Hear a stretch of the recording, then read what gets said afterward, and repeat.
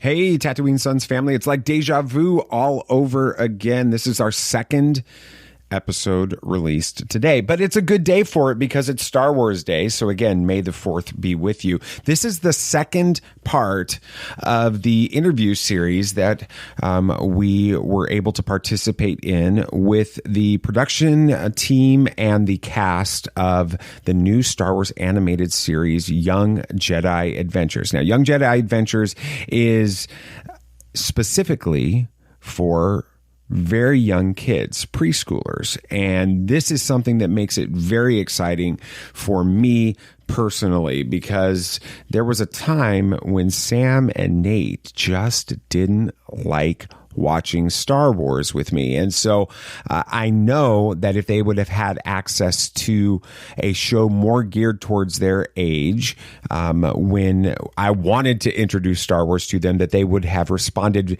much more quickly to A Galaxy Far, Far Away. And so I'm very excited to have this conversation with executive producer James Waugh. He was on our show about a year and a half ago when Star Wars Visions actually a couple of years ago now, when Star Wars Visions originally released. We had him on. And then we're also joined by Michael Olson, who is the showrunner for Young Jedi Adventures and the screenwriter for the very first episode, the pilot, Lamont Magee. We had an amazing conversation. It kind of starts off talking, all business, Star Wars, Young Jedi Adventures conversation. But then towards the end, make sure you stick around, because there are some really special moments when the guys start talking about growing up watching Star Wars, start talking about watching it with their dad or their mom, and the different impact that Star Wars as a child had on them and the future of their career, and then how excited they are to the kind of pinch yourself type moments that they still have because they get to work on Star Wars today. I'm very excited about this. Thank you so much for being a part of the Tatooine Sons family. If you do listen to this on May the 4th, make sure you stay plugged into our socials this evening, because we have a huge announcement that's coming at like 7 p.m. Eastern, 6 p.m. Central. I can't wait for you guys to hear about that. Something we're very excited about that. Enough talking about what we're going to talk about. Let's talk about what we're talking about. It's true. All of it. What is the name of the porg on the Millennium Falcon? Force is strong in my family. What do you think his name is? It's a big moment. I am a Jedi, like my father before me. Maybe Turbis? Do or do not. There is no try. Turbis? Pablo, if you're listening to this live stream, that porg's name is now Turbis. It's a good Star Wars name. We're not done yet. These guys recorded an awesome podcast called Tatooine Sons. Everybody was lit.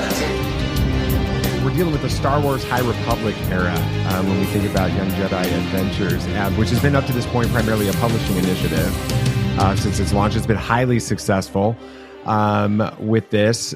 So my question, I guess, is when you decided to produce a animated show for preschoolers, why did you decide to choose this era of the Star Wars timeline for these stories?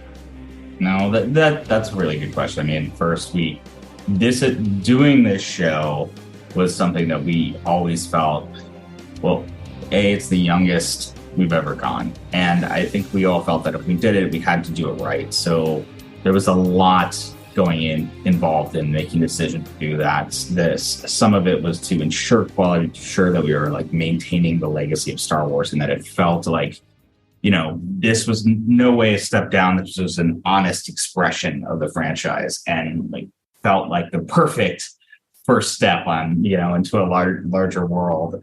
But as we were assessing the different points of the timeline, it was a matter of where's the best place to suit this. And the thing about the High Republic that we always loved was that it really can be the era of the Jedi at their height, the Republic when it's functioning and working before corruption is sort of set in. A time where Jedi are truly aspirational. And so for a kid show, really going into that Jedi fantasy, it felt like this is the time to celebrate that and to lean in. The other element of the High Republic that we always thought was really great was this idea of Jedi Temple outposts, right? And the idea of being able to go out and connect with the Outer Rim and different cultures as hyperspace lanes are becoming connected. And it felt, I was just saying this to Michael, it felt like, it was the perfect metaphor for kids taking their first steps into school, preschool, going out into the world, first few grades. It felt like that concept really lent itself well to little kids going out and letting the Jedi teachings become great teachings for life in general. So it's an era that's bright and hopeful, and felt like the right place for this. Mind you, the Nile won't be attacking new. Therefore, so none of that is happening here. It's right in the show time. That's awesome. Well, Michael and Lamont, thank you for being on the show. We're super excited to have you as part of the Tatooine Sons family now. So thank you for being on here. I'm curious, I'll start with you, Michael. We're dealing with, like James was just talking about, we've got scary stuff in the High Republic. I mean, I having conversations with Kevin Scott in the past and some of the crazy things that he's done with this, right? You think about having a story for little kids in this, and it seems like it may not always fit, but there are so many amazing principles and themes within the High Republic that actually really fit into trying to teach children life lessons and about teamwork and all of those different types of things. Can you share some of the things that you guys were specifically trying to bring in from the High Republic, those principles, and how you brought those into the show? Sure. Yeah. I mean, definitely. I love Kevin. He's amazing, but boy, he can get a little intense sometimes. One of the wonderful things about, being in the High Republic is that, the Outer Rim is largely unexplored. And so we got to find a little corner of the Outer Rim where our Jedi can kind of exist almost in their own little pocket of the galaxy and have their own adventures without being impacted too much by the events around them. But in terms of the themes of the High Republic, I think those themes are actually also themes that are core to Star Wars in general. Things like optimism, teamwork, selflessness, self-discipline. These are kind of timeless, universal values that George Lucas worked so intentionally into Star Wars. And really it felt important to everyone here and everyone on my team that we kind of carry those values forward. If this was going to be a Star Wars show and really feel Star Wars, we wanted to have the starships, the lightsabers, the Jedi, all the fun stuff, but it really also had to speak to those core values, both in the lessons of the episode and the overt lessons, but also in the way that our characters interacted too, so that we saw them treating each other with kindness, helping each other out, keeping an open mind and an open heart. So it's been a real pleasure to set the show in this timeline, and also just a real I'm still pinching myself that we get to tell stories in this galaxy and convey those values. Yeah, it's just wild. Yeah. That's pretty awesome. So Lamont, you got to write the first episode, the pilot of this, and you get to introduce the baddie of the story in Tabor on this. So how did you manage to create a story that has an antagonist, right? A cool looking antagonist, which is central to Star Wars, right? That is a pirate, so you've got very Nihil vibes with that. But he's going to get away. He's not going to, be defeated in the traditional sense at the end of every episode. What was it like writing that character in there and kind of developing that in that pilot? I think Tabor is the kid. He's the bad kid in school that is not really a bad kid. He just had a bad day, or like if you just give him enough patience and enough love, and he eventually come around. So I kind of wrote that character as acting out for attention, but not really a bad person. And the kids, he's a really good mirror for the kids. So where they are disciplined and self-controlled, he's literally running on emotion. And I feel like eventually we'll see the kids, they have to learn patience, and kids watching the show will learn to be patient. And sometimes things don't go the way you want them to go. Sometimes your little brother steals your toy and runs away and hides it, but you can't hit him for it. Like you have to be patient and you have to show love. And eventually, hopefully, they come around. But if they don't, it's okay too. But hopefully they come around. but Tabor is just that kid. He's, I really feel like, he's going to take you on some twists and turns this season, but it'll be interesting. Let's just put it that way. So whenever we watch any new Star Wars bad guy, right? You've got, I can remember specifically, this was the big argument with Kylo Ren, right? It's now the argument with Crosshair in the Bad Batch. Is there a redemption story in store for those bad guys? So is there a redemption story necessary for Tabor, or can we see him come to the light side, do you think? Obviously speculative at this point for any of you. What are your thoughts on that? I'll take this. Look, redemption stories are certainly core to what Star Wars is. I'm not going to say whether or not he'll be redeemed. I think, like Lamont said, we've got some pretty big surprises in store with this character. But one of the great things I'll say is his relationship with Kai is interesting, because Kai, much like Luke Skywalker, especially in the Return of the Jedi, will come to see a light in Tabor, some goodness, some tiny spark of hope within him. And I think, Kai will maybe see it as his Jedi opportunity, his Jedi challenge to bring that light out, from within him. Whether or not he'll be able to fan those flames or not, I don't know. But I would just say that, redemption arcs are certainly something that is core to Star Wars. So at the end of every one of our podcast episodes, we always have what we've come to call a dad moment, where we take something from our conversation that I have with my two sons every single episode, and I synthesize it in a final thought for this. What's the dad moment from season 1 of Young Jedi Adventure? What's the big life lesson from this season? Oh, wow. Do you want us all to answer that? Oh, yeah. Whoever wants to answer it. Sure. Yeah, I think Michael. Yeah, I can do that. I mean, I have one. Yeah, you talk about the dad moment. I call it our Danny Tanner moment. Yeah. Look, almost every episode has that moment where we kind of summarize the theme. But there's a lot of undercurrent themes in the whole season. But I think the one that would you'll see recurring a lot, in subtle ways and not so subtle ways, is that we're always stronger and better together.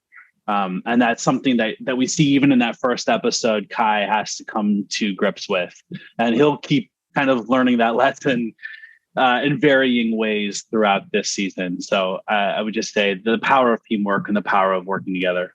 Yeah, I mean, I think that's right. I think it's important to say that all the episodes really do come from a place of, some reflection on the human experience and the lesson from it. I think, Michael works really hard. Michael and his team work really hard to show that. And I think that they might be Jedi younglings, but they're still younglings. They're still kids dealing with the emotional reality of that. And I don't know, the one that I love is the 101B, the second part of the first episode, and it's really the idea that Kai thinks he needs his lightsaber because and he chooses that over saving his friend at the opening, and it's not really from a selfish place as much as it is from a place of he doesn't want to fail, and both choices seem like it's a fail, but ultimately what he learns is that his friends are what matter. The things, no one's going to judge you by the object, right? It's really the choice that's going to help others. And it's that sort of classical Star Wars, selfishness versus selflessness moment. But then it's okay. He realizes that like the failing in the opening is okay. And he will grow and he will learn from that. And that's always what you hope for your kids. I think to piggyback on what James said, and what Michael said is that's the thing. It's like we're stronger together. I think the subset under that is it's okay to fail, and learn from it and put one foot in front of the other and just try again. It's okay to fail. No one is perfect, but again, he, she, and Nubs. They all have their friends to pick them up and be there with them to catch them when they fall. It's something I wish when I was a kid that I had this show that you could watch and you could watch with your friends, and just from a Star Wars point of view, because I've been a fan my entire life. So it's an honor to be a part of this little cabal we have going. Why is it important for the future of Star Wars for this type of a series to be released? Yeah, I think that's the right question to ask in many ways. And I think the beauty of this moment, I think, for the franchise is that there truly is a Star Wars for everyone. And I think we look at it that way internally. And Star Wars is such a cross-generational experience, and everybody has their Star Wars. My little cousin, loves Rex. That's his Star Wars. That's his hero. Right. Mine was Luke Skywalker and Han Solo. Whole generations are come from the prequels and have those reference points. And that will forever be, I think. And the one thing we realize is that, as a dad, I wanted to share Star Wars like right out of the womb with my kids. Right. And at the right time, because this meant so much to me. And having the ability to kind of bond through this galaxy I love was a big part of it. So the little golden books was my lifeline. But I wanted something that could be the show that they could love for them, not just dad passing it back and saying, hey, you have to watch this thing I love. I wanted there to be something that they love. And I think we all felt that was an important thing on the path of Star Wars content, something that could help ground the elements of Star Wars, the themes, the values, the things that really, are foundational to the experience of what Star Wars would be. So kids could see themselves in it and fall in love with content that's made for them, and then graduate to the different forms of content that's out there, from amazing content with Bad Batch or Tales of the Jedi, to all the D+ shows and all the movies we're going to make. I think these things live in concert together and are part of a cycle of fandom. And so I think it's important to keep that cycle going, so that 30 years from now, some kid raised on this show who went down and experienced all the amazing things we have to come is sharing something with their son or daughter. Yeah, it's interesting because we were when my son Nathan was interviewing Juliet and them earlier. One of the things that he was talking about was when he was a kid. Which he's 17, so he's still a kid. But anyway, when he was a kid, Dad wanted to watch Star Wars, but he didn't like it. He didn't like the original trilogy. He didn't enjoy watching it at 6 years old, and how he wished that there was something like this out there back then. And now he's excited that that's going to be available. That's great. I have this. I'm going to jump in really quick, just with a funny anecdote, real quick. Yeah, Juliet, who plays Liz, had a similar experience, and she's been a part of our show now for almost 3 years that we've been working on this, and she went back and revisited the original trilogy late last year, and was like, wait.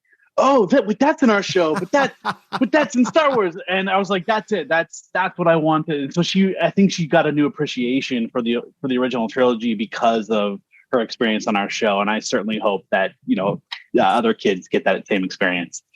And one last question before we let you guys get back to all of these other conversations that you still have to have, I'm sure, with it.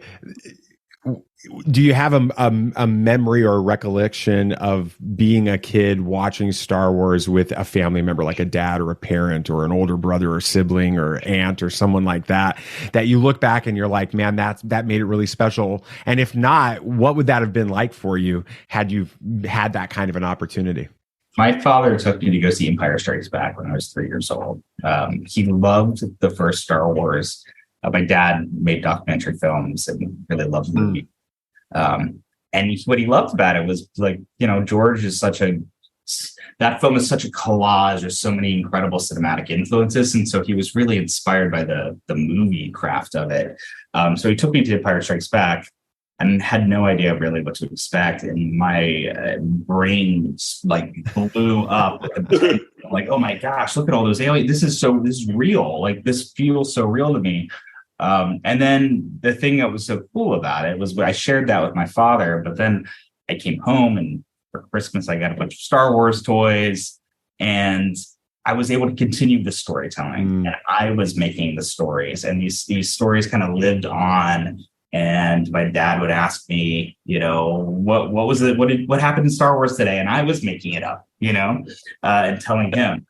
And so, that'll always mean a lot to me. And the idea that other kids can have that experience is something that it feels very satisfying. And I hope it brings them the wonder it brought me. So I remember I was probably 8 years old. I grew up in a pretty bad neighborhood in South Central LA during the 80s. Was not a fun place to be sometimes. And I had a big imagination, and my mom knew that I used to make up stories and run around and just create all this, I was creating havoc in the house, but it was fun. So my bedtime was 8:30. I remember this perfectly. And A New Hope came on CBS, and it's probably 83, because right around when Jedi came out. So my mother let me stay up late, and she did not like sci-fi. She didn't like genre, but she sat up with me and let me watch the entire Star Wars A New Hope, because, the fact that it was coming on TV, we didn't have to rent it. It was right here. She was like, you're going to watch this and let's see if you love it. And my mother passed away years ago, 20 years ago now, but that is a memory I will always have, her sitting next to me. And she's not watching A New Hope. She's watching me watch A New Hope. And I was not tired. I was up she regretted it the next day because I fell asleep at school when she got a call, but didn't matter. It was a moment that I will literally never forget. And it just, like James was saying, it just made aliens existed and the world was so big and my world was so small where I was, because it was go to school, come home, don't leave our block. And when you grow up in those neighborhoods, usually you don't get out. So dreaming of something outside of where I was, that's where it started. And to now have a show because of these gentlemen coming out on May the 4th, and then other little kids who were in my situation can see this show. No words. Wow. Wow. Thank you for sharing that. That's amazing. I feel like we could just close on that. I'm going to give two very quick examples for me, for both my parents. The first one is when I was in high school. That's when the Phantom Menace came out, And my mom knew how much of a fan I was, and she surprised me by pulling me out of class. And we waited in line for hours together. That's a good mom right there. Yeah, exactly. It was pretty awesome, and we got to share that experience together, which was a blast. I mean, the just getting to watch that in the theater with the fans was amazing, and sharing that with my mom was incredible. And then the other one wasn't necessarily, my dad wasn't with me. I mean, he's alive still, but I bet in the 80s, we had a VHS player, and we had recorded Empire Strikes Back as probably that CBS airing that you had. It was my dad's friend who had all the technology back then who recorded it for us. And he put at the beginning of that VHS a short film that my dad and him had made in high school. And so in order for me to watch Star Wars, I would have to watch my dad and his friends and the short film they won a few regional awards with up in Oregon. And so for me, the notion of Star Wars and filmmaking and my dad and all of those themes, it's all inextricably linked. And so yeah, again, like Lamont, it's very surreal for me to be here. I mean, that's really what inspired me to become a filmmaker, and even know that was something that someone could do for a living. And so to be here presenting a Star Wars show for that young kid is mind blowing, and it's such a gift. I mean, David, you know what I'll say is that it never gets old. I've been here 7 years now and worked on a lot of Star Wars, and it's still, you feel the honor and you feel the specialness of it. It's not like, you'd think I'd be like, another Star. No, it's always special. It's special on our side too. Yes. Hopefully I can say it's always special in 2 or 3 years. Yeah, exactly. You know what? It's our 5th show. It's always special. Thank you, gentlemen, for being a part of Tatooine Sons. You guys are great. May the Force be with you always. This party's over. I like that Wookiee. Don't get technical with me. Join, please. Yep, yep.